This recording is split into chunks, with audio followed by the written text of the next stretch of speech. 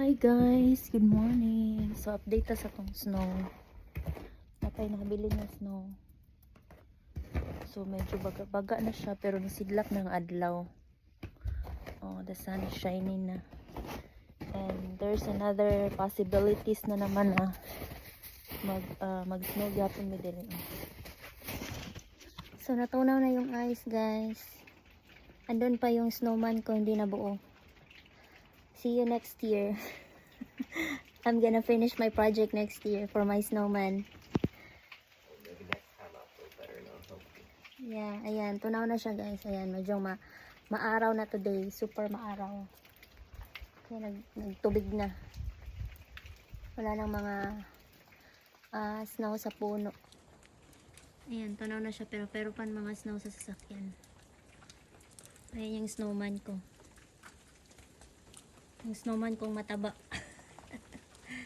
Pero nakakatuwa pa rin tingnan yung ice. Oh. Ay, nasira yung ano namin. Yung canopy. Bumagsak dahil sa yelo. Medyo madami pa naman. Sarap maglaro sa ice kaso sobrang lamig.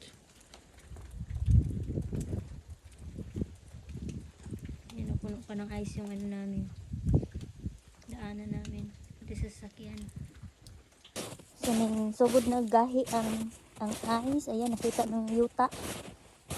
Pero baga pag guys, na-frozen pa na to ang fall. Tuan pang mga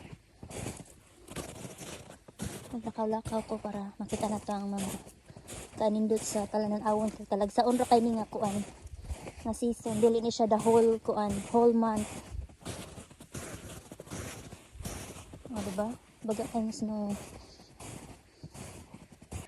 Mao niya ang snow, guys. Sa una ra jud ang excitement aning snow. O niya. Madugay, mapulaan na ka. Pero lingaw siya tumban, guys. Ay, nanginahina na siya pangatagak.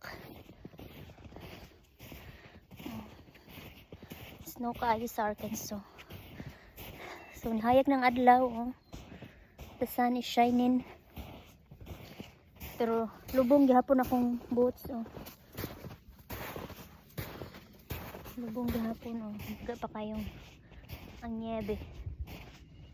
Diba?